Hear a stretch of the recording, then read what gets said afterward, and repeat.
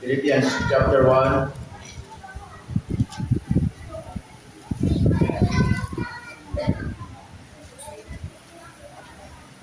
Okay, sige po.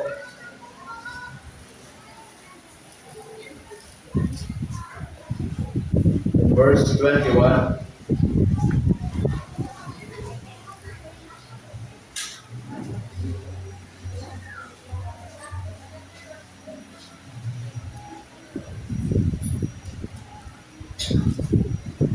Okay, nakita niyo na po, Philippians chapter 1 in verse 21 hanggang verse 23. Okay? Ako kung magbabasa ng verse 21, tapos sabay-sabay po tayo hanggang verse 23. Okay? Sige po, nakita niyo na po, say amen. Okay, sabi ng Bible dito, in verse 21, sabi ni Apostle Pablo, "For to me, to live is Christ, and to die is gain." But if I live in the flesh, this is the rule of my labor. Yet I shall choose. Verse 23, "For I am a great betwixt two, having a desire to depart and to be with Christ, which is far better." Tayo po muna mag-pray. Panginoon, salamat po ng maraming umaga. Salamat po sa iyong pong kabutihan, and thank you, Lord, for this once again opportunity na ibinigay niyo po sa amin for us to study your precious word, and Lord, we pray that you help us and give us wisdom and understanding, and especially, Panginoon, ay prepare our hearts, Panginoon, at gawin niyo po ang mga salita ninyo ay laging makatulong sa amin, lalo na po sa mga bagay na dapat namin ma-realize at makatulong sa aming paglago sa aming buhay pananampalataya, in spite of in this world na there's no hope in this world, and pero Panginoon, salamat na kayo po ang aming pag-asa. Palahin po kami sa pangalan ni Jesus. Amen. Please be seated. Okay. Dito sa mga binasa po natin, sa verse 21 hanggang verse 23, ay makikita po natin dyan kung ano yung pananaw ni Apostol Pablo patungkol po sa buhay na meron siya. Okay? So we will study about Paul's outlook on life. Paul's outlook on life. Ano ba yung tinitignan o nakikita ni Apostol Pablo sa buhay na meron siya? In fact, dito, sabi ko nga po, mga kapatid, kung ating babasahin o pag-aaralan yung aklat ng Philippians, this time si Apostle Pablo, he was in the prison. Wala na siyang time tumakas. Una, sapagkat nakakulong siya. At yung kulungan niya hindi pwede siya basta makatakas sapagkat nasa pinakapilitan siya. Pangalawa, yung time na to ay matanda na siya. So, wala na rin siyang time para lakas na makatakas. Kaya, kanyang pinagbubulay-bulay patungkol sa kanyang buhay dito sa itong time na to. Especially, sinusulatan niya itong mga mananampalataya sa Church of Philippi na ginagamit ni Apostol Pablo yung kanyang situation na hindi maganda to encourage the believers in the Church of Philippi na sila'y magkaiba ng situation, ngunit gustong gamitin ng Apostol Pablo yung kanyang kalalagayan to encourage the believers na sila ay mag-rejoice sa Panginoon. Tama? Because the book of Philippians, especially chapter 4 and verse 4, is the key verse, and the theme verse of this chapter is how to rejoice in the Lord. Kasi itong mga mananampalataya dito, itong mga believers po dito sa Church of Philippi, they experience struggling o nag-struggle din sila sa buhay po nila.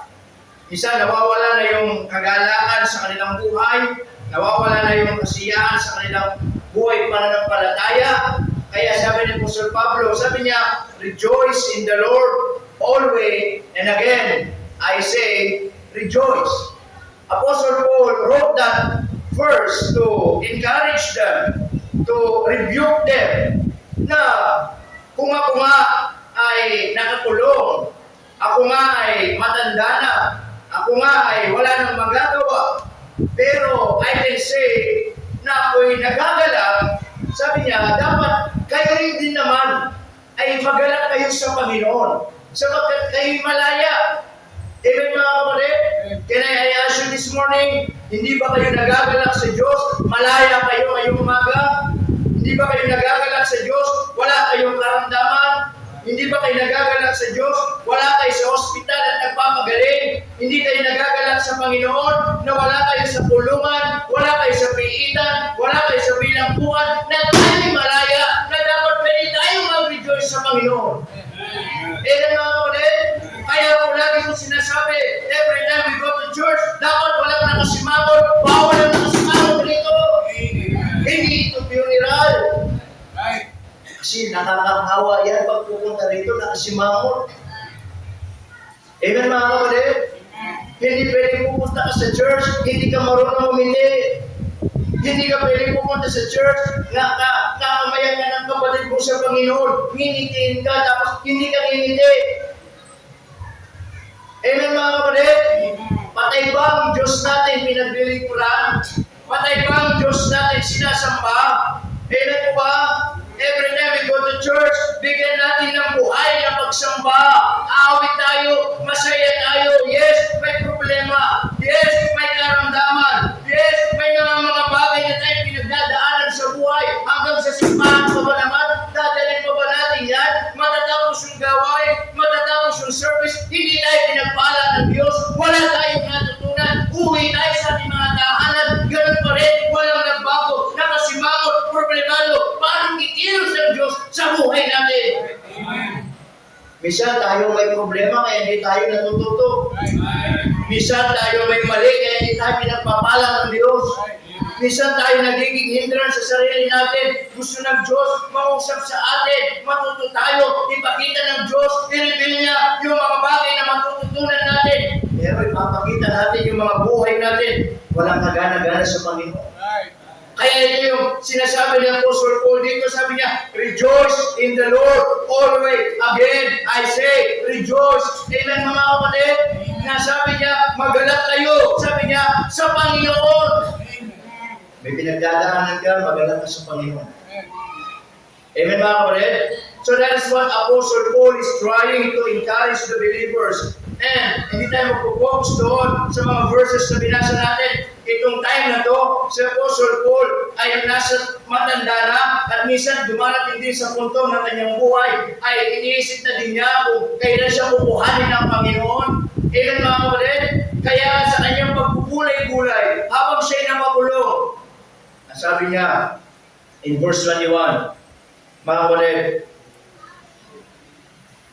for to me to live is Christ. Amen mga kapatid? Ano sabi niya? And to die is gain. So number one, ano yung tinitingnan ni Apostle Pablo sa kanyang buhay? Sabi niya mga kapatid, in verse 21, makikita natin yung Paul's design. Paul's design. Amen? Sapagkat sabi niya in verse 21, for to me to live is Christ. Can I ask you, alam mo na ba kung anong disenyo ng Diyos sa buhay mo at habang nabubuhay ka pa? Amen mga kapatid? In the beginning, the design of God sa buhay ng tao ay mabuhay ng kasama ang Panginoon. Amen mga kapatid? Mabuhay kasama ng tao na pangwalang hanggan, na walang kamatayan, walang kasalanan. But because of being disobedient to God, ano ginawa ng tao? sinuway nila ang utos ng Diyos. Na ang utos ng Diyos, huwag kainin ang bunga na nagkakaalam ng mabuti at masama. Because the moment, sabi ng Panginoon, surely you will die. When God says in the Bible, surely it will happen.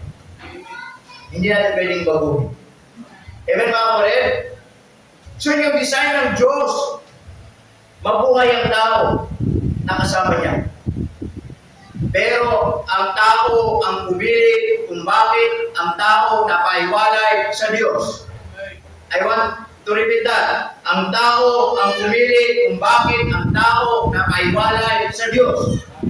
Tayo may kasalanan. Tayo may desisyon. Amen mga kapatid? Kaya hindi natin pwedeng sabihin, hindi ako mahal ng Diyos, galit ang Diyos sa akin, tayo ang pumili.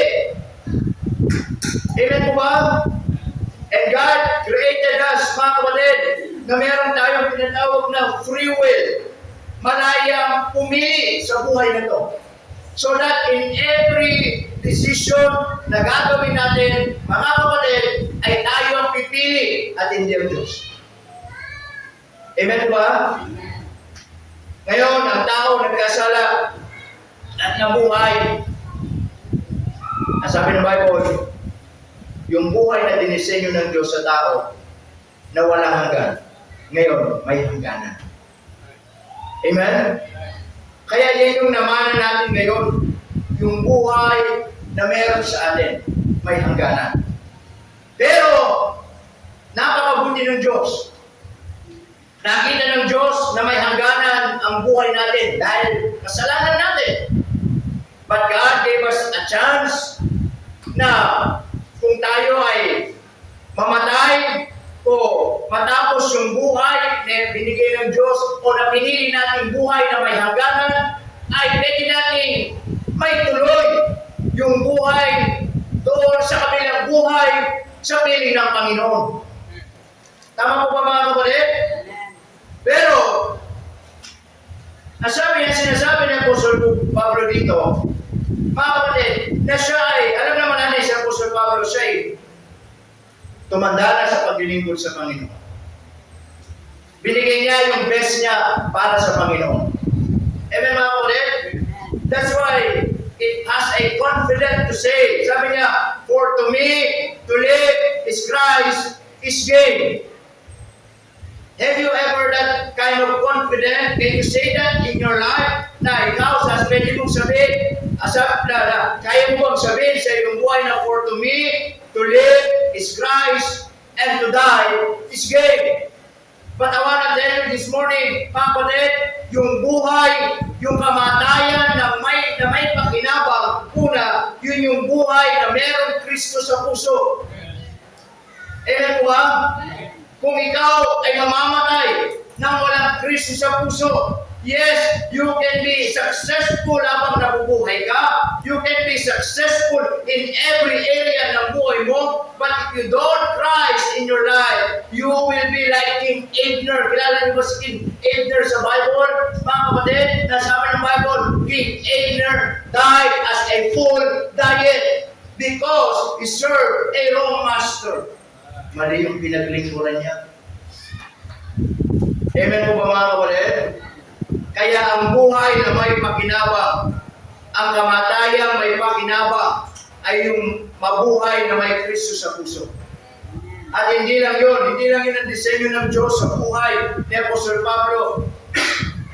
But also, yung kamatayang may pakinabang, yung buhay na napamuhay dito sa Panginoon habang nabubuhay.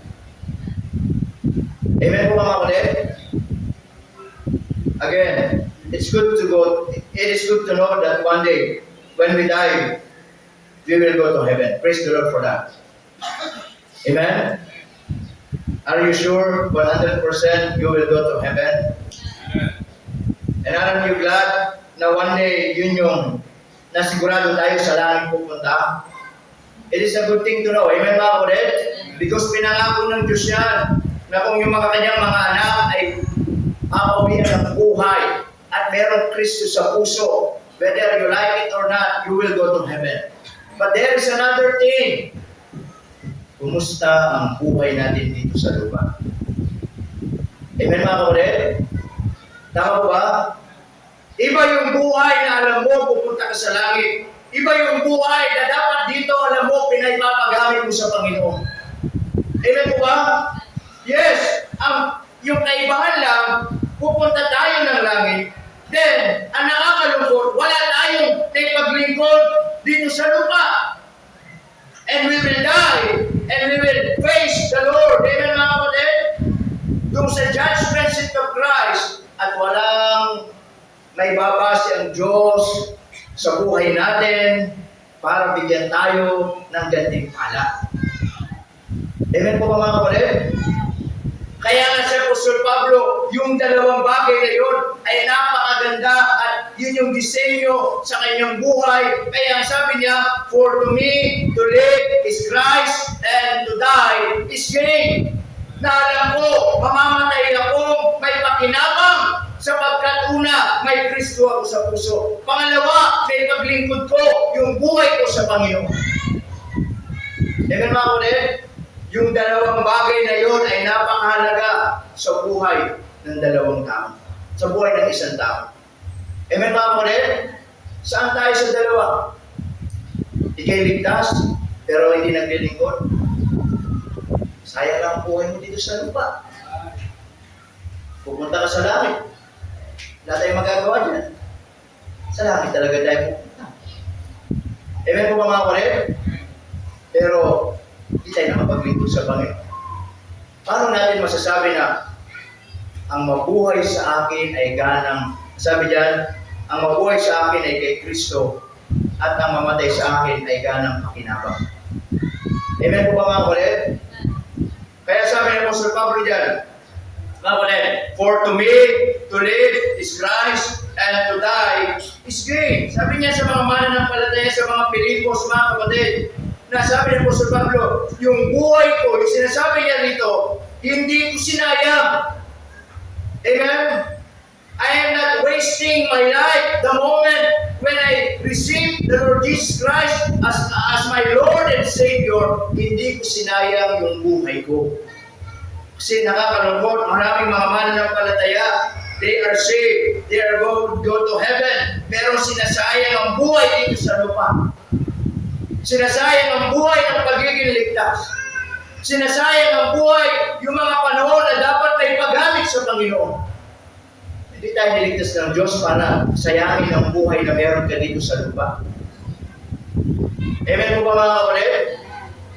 Hindi tayo niligtas ng Diyos para yung buhay natin dito sa lupa, mga kapatid, ay hindi natin bigyan ng panahon ang Panginoon sa buhay na ito. Tama po ba? Kaya sabi ni Apostol Pablo dyan, for to me, to live is Christ, and to die is gain. Amen? Again, are you saved? Amen. Do you have the confidence to say, for to me, to live is Christ, and to die is gain? Na hindi ko alam kailan tayo mamamatay. Pero, hindi ba masaya sa buhay ng isang mananampalataya na kung sakaling dumating yung araw na siya'y kuhanin ng Panginoon, wala siyang regrets na alam niya sa sarili niya, I serve my King. I serve the Lord. Amen mga kapatid? Number 2, in verse 22. Sabi niya, but if I live in the flesh, sabi niya, this is the fruit of my labor. Yet, what I shall choose, I want not. For I am, ano sabi diyan? In strait betwixt two, having a desire to depart. Amen?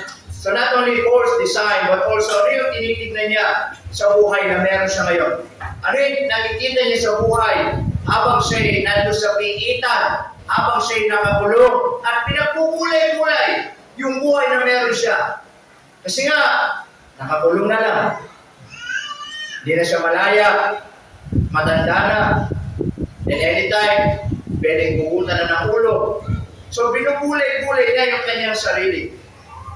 Ngunit unang nakita niya, in verse 21, yung false design, nakita niya yung disenyo ng Diyos sa buhay niya, na siya ay, maasabi diyan, for to me, to live is Christ, and to die is gain. Number 2, yung tinatawag na false dilemma. Okay? Bakit po? Dito, naiipit si Apostol Pablo sa kanyang kalalagayan. Una, naiipit siya patungkol sa kamatayan na pwedeng dumating sa kanya. Pangalawa, naiipit siya dahil gusto pa niyang mabuhay para, makapaglingkod doon sa mga mananampalataya sa Pilipos. Okay? Kaya nga sabi niya, in verse 22, mga kapatid, but if I live, sabi niya, in the flesh, this is the fruit of my labor. Kung ako'y, sabi niya, mabuhay sa lamang ito, ay bunga ito ng aking pagpapagal. Ang sinasabi niya rito, kung ako'y nananatili pa sa katawang ito, sabi niya, this is the fruit of my labor. Ibig kong sabihin, sinasabi niya Apostol Pablo dito, na sa buhay dito sa laman, na ako'y nabubuhay pa, alam ko sa sarili ko, nagpagal ako sa katawang ito. Amen mga kapatid? Na sinasabi niya, alam ko sa katawang ito, ibinigay ko kung ano yung dapat para sa Panginoon. Na ako'y naglingkod sa lamang ito. Na ako'y nagpagal sa lamang ito. Kaya sabi niya, yet what I shall choose, I want not. Hindi ako makapili. Gusto kong maglingkod sa inyo, sa laman, pero wala akong magawa, nakakulong ako. Kung kukukuhanin din naman ako ng Panginoon, wala din naman ako magagawa. Kung baga sinasabi niya rito mga kapatid, in verse 22 sabi niya, for I am in a strait betwixt two. Matanda na ako. Amen mga kapatid?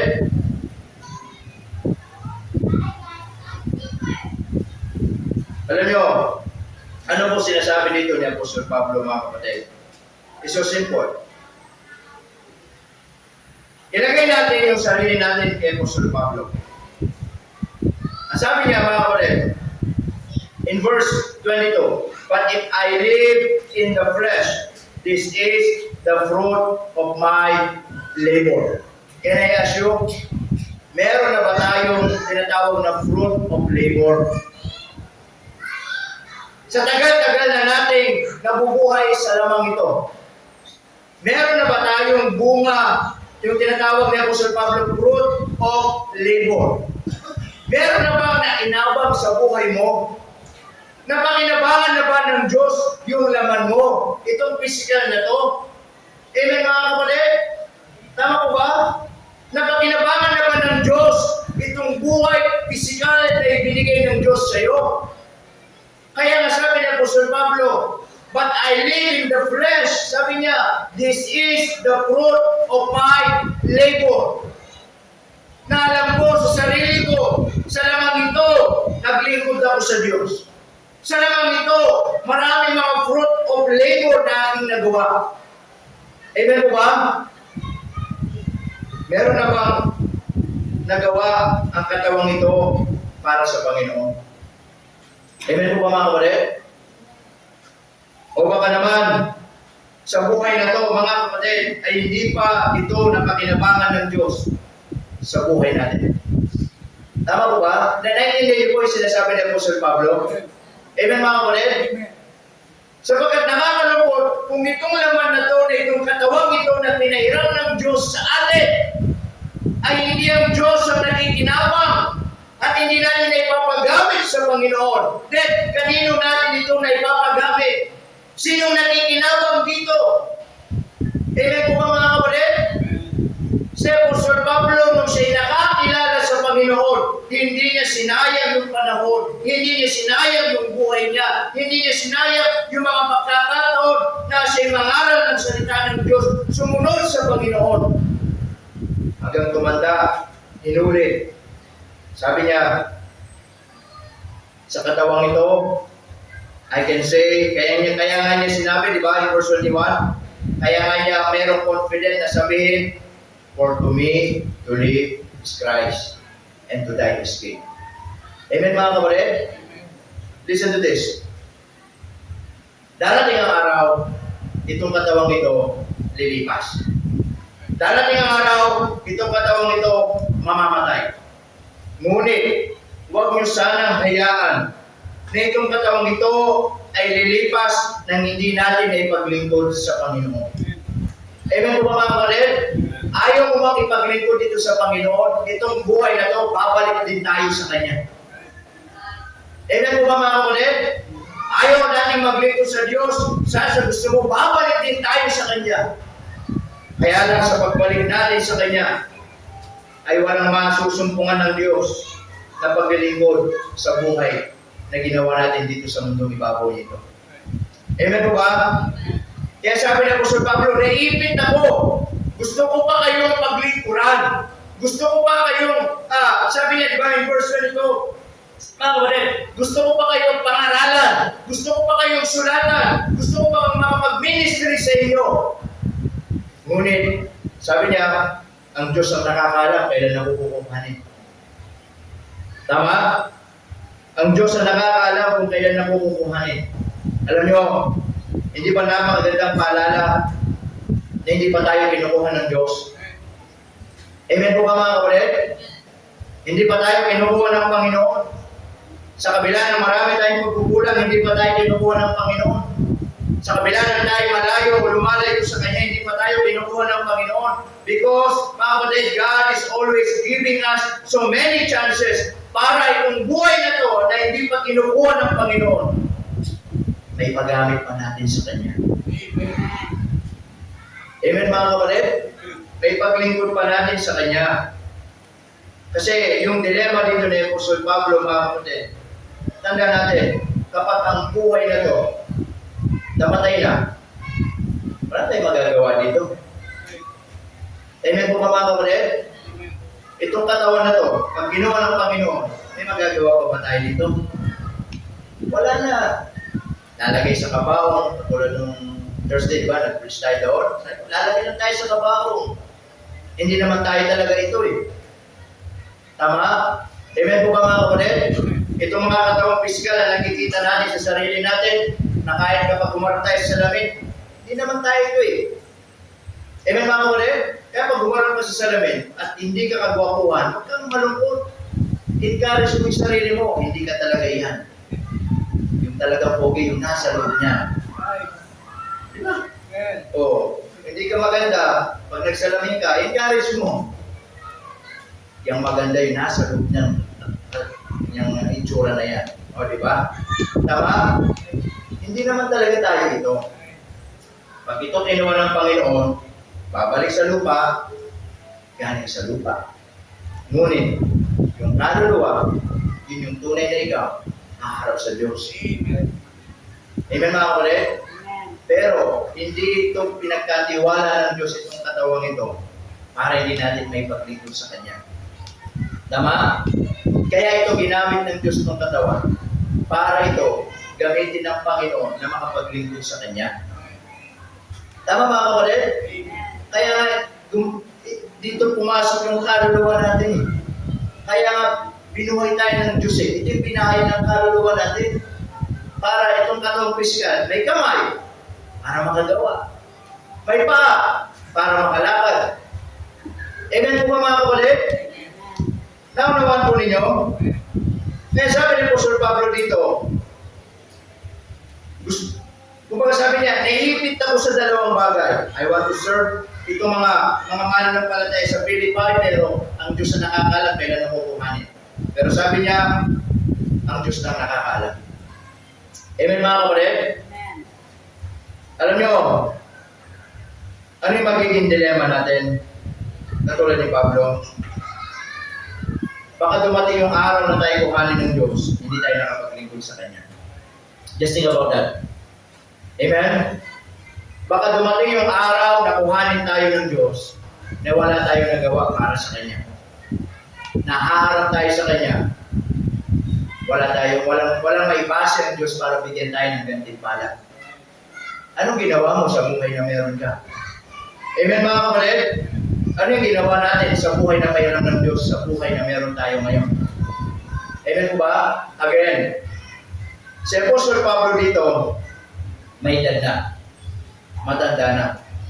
Pero hindi ibig sabihin, darating tayo na sa katandaan bago pa lang natin ma-realize na maglingkod sa Panginoon. Amen po ba mga kapatid? Na ibig po sabihin, mga kapatid, ang buhay na pahiram ng Diyos sa atin, huwag mong sabihin, bata ka pa, saka na lang hindi po. Tama? Mas mapalad kung tayo mga bata pa na marami kong pwedeng magawa sa Panginoon. Amen? That is the dilemma. The number 3.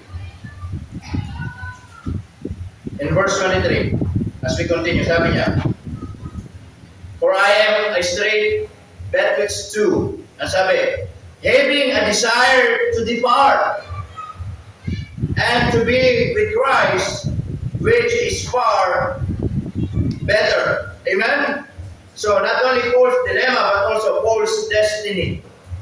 Na sabi ng Bible dyan ni Apostol Pablo, kung sabi niya, tinignan niya yung buhay.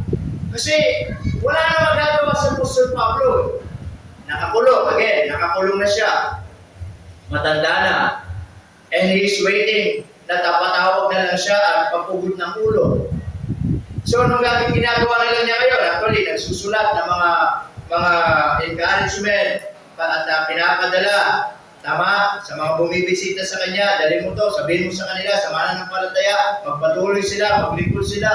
Yun lang ginagawa niya. Pero, sa kanyang pagmumuni-muni, pagninilay-nilay, sa kanyang buhay na meron pa siya, na natitira. Sabi niya, mga kulit, in verse 23, sabi niya, having a desire to depart. Sabi niya, kung akong tatanungin, okay na siguro kuhanin na ako ng Panginoon. Diba? Sabi niya, having a desire to depart. Siguro sabi niya, matanda na rin naman ako. Wala na akong pinagsisisihan sa buhay ko. Amen mga kapatid? Lahat naibigay ko ng best ko. Lahat alam na ng Diyos kung paano ko sumunod sa Kanya. Okay na ako, sabi niya, mga kapatid, having a desire to depart. Anytime, sabi ni Pablo, handa na akong bumalik sa Panginoon. Tama? Ngunit sabi niya, mga kapatid, and to be with Christ, ano sabi niya? Which is far, ano sabi? Better. At sabi niya, and to be with Christ, at ang makasama ng ating Panginoong Jesucristo, ang pinakamagandang bagay na mangyayari sa buhay ko. Amen mga kapatid? Ngunit, alam nyo, mga kapatid, in 2 Timothy, buksan lang natin sa 2 Timothy.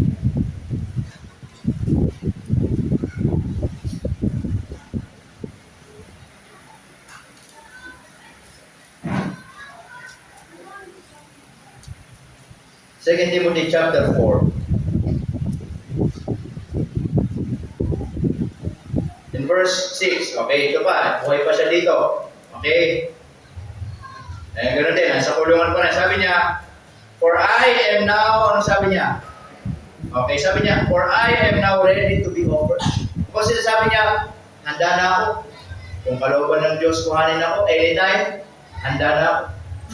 Can I ask you, handa ka na ba kung kukuhanin ka na ng Panginoon? Ha? Handa ka na ba kung sakaling sabihin ng Panginoon, kuhanin na kita, handa ka na ba? Tama mga kapatid? Alam nyo, si Apostol Pablo, bakit sinabi niya, handa na ako? Kasi, alam niya, naglingkod siya sa Panginoon. At kung kayo, hindi pa naglilingkod sa Diyos, huwag nyo munang sabihin, handa na kayo. Amen mga kapatid? Dahil makapagsisihan natin.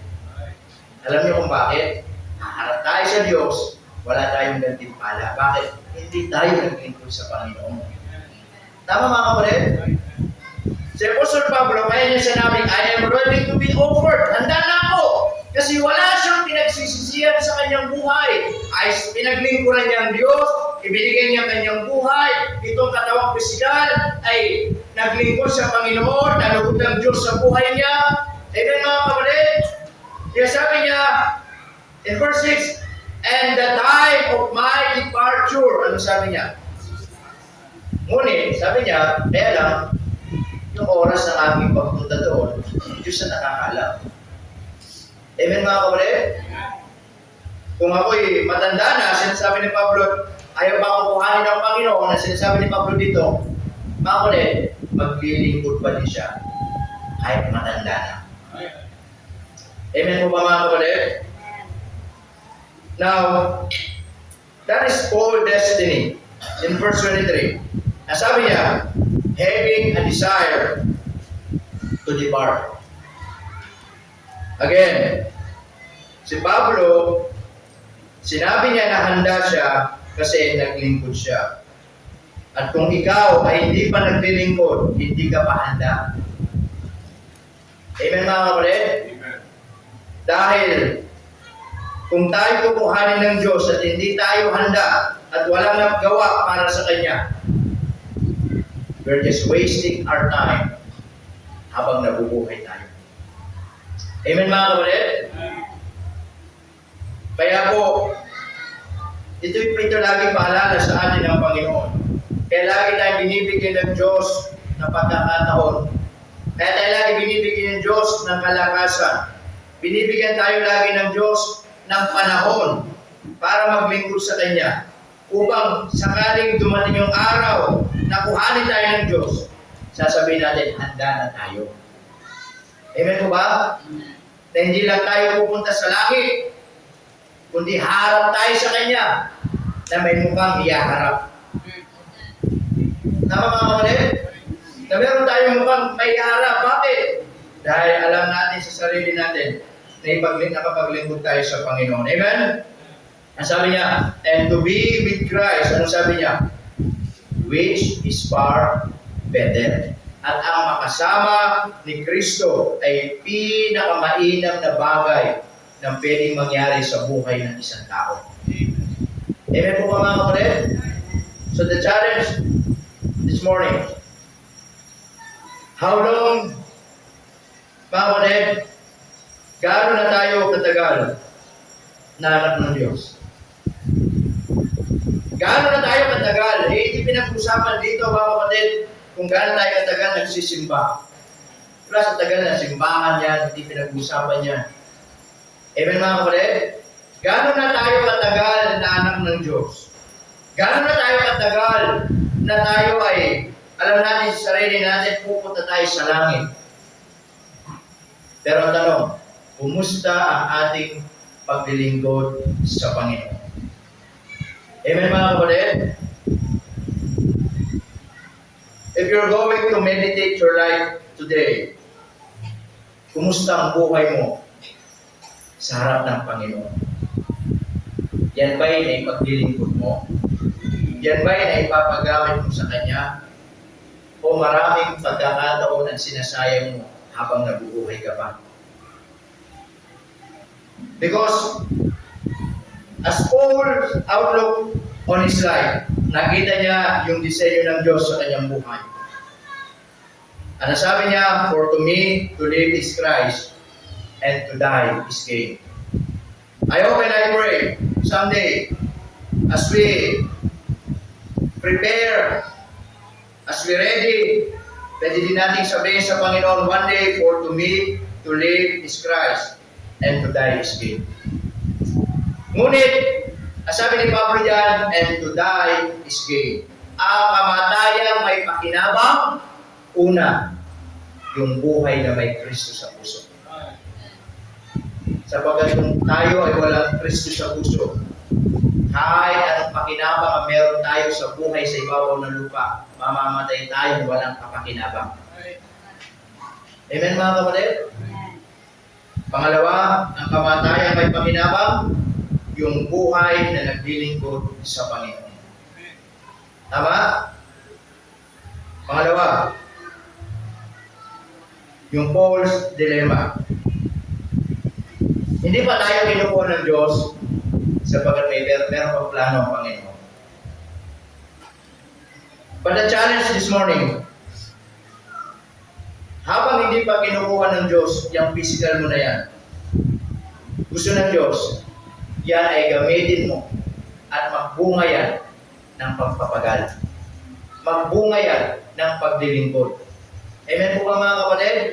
Magbunga yan na kung saan, alam mo sa sarili mo, yung buhay na yan, hindi yan kukuhanin ng Diyos nang hindi pinakinabangan ng Diyos at hindi naging pakinabang sa buhay ng ibang tao. Amen po ba mga kapatid? Mamumuhay pa ba tayo lagi na lang sarili ang iniisip natin? Mamumuhay pa ba tayo lagi na lang pakinabang ang iniisip natin? Mamumuhay na lamang ba tayo puro na lang sa atin?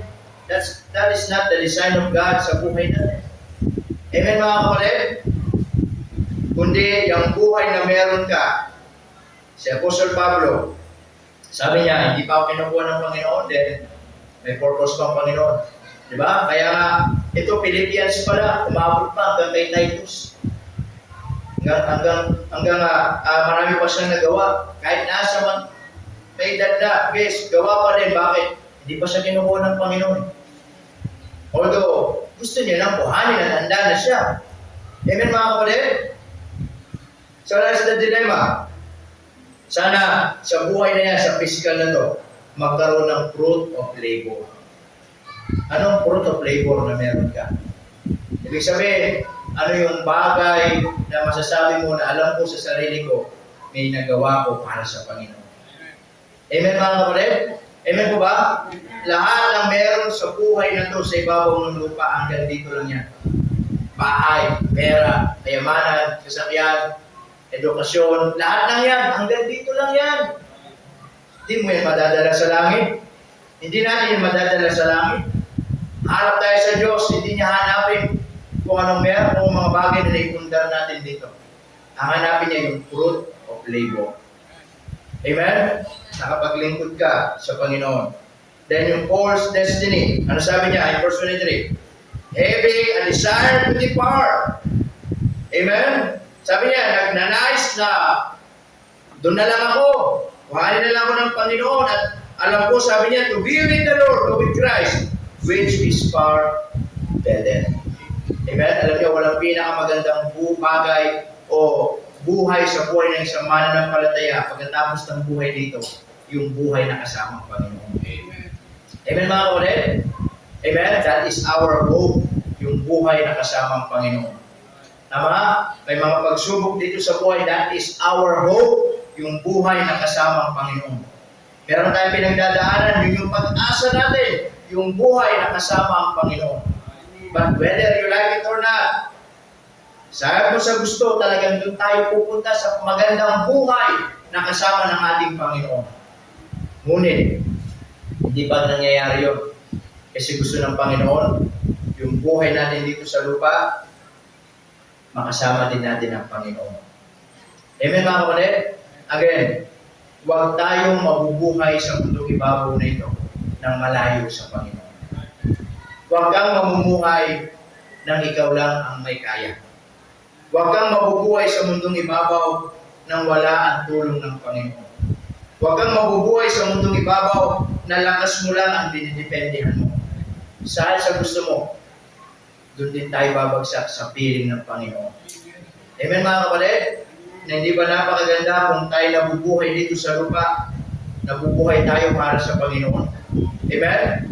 At pagkatapos ng buhay, is just a continuation na buhay kasama ng Panginoon. Amen mga kapatid?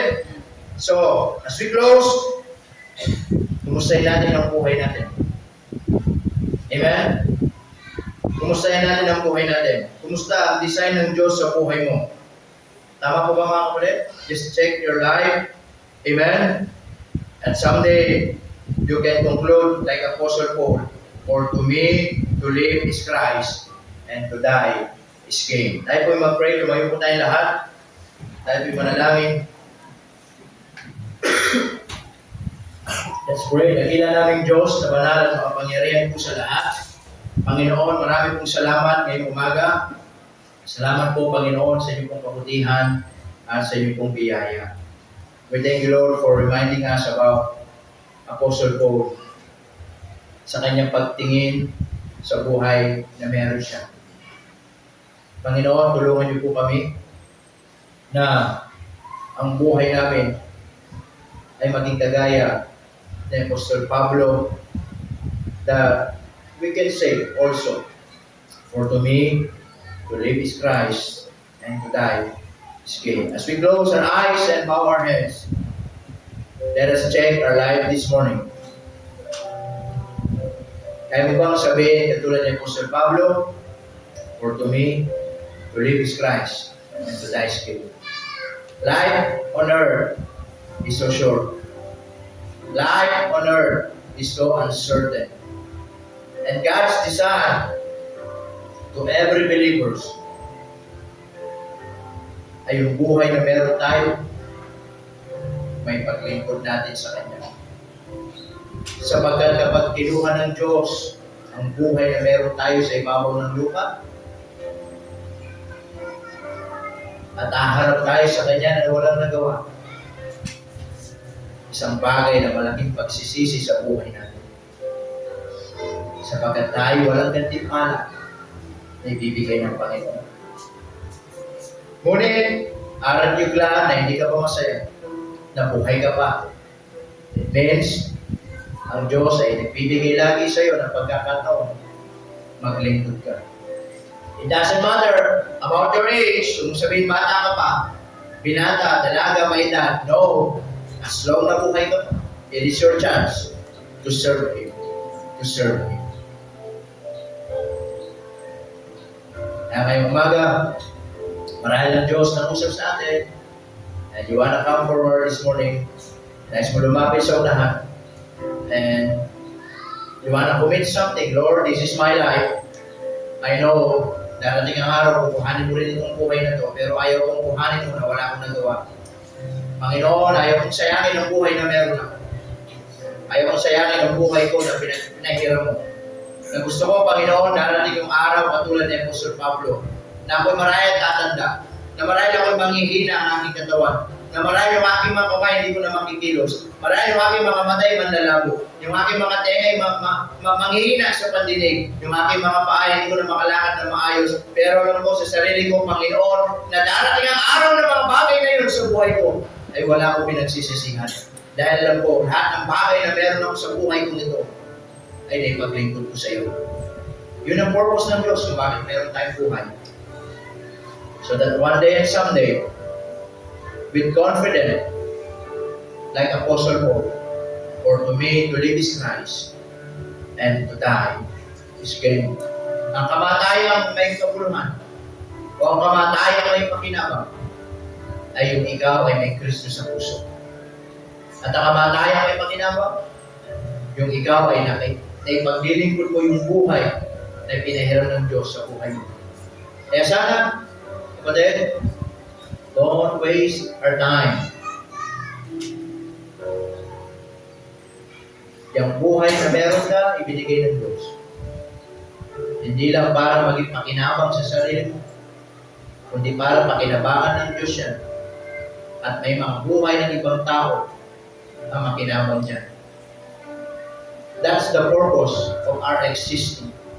To give glory to God and to be a channel of blessing, so that kuhanin man ng Panginoon ang buhay na to, meron tayo magandang legacy na iiwanan natin sa mundong ibabaw po. Panginoon, salamat po ng marami. Salamat po sa inyong paalala. I hope and I pray again that the Word of God that you shared to us this morning ay naging blessing po sa amin. Help us, Lord, every day ma-realize namin kung bakit kami nabubuhay.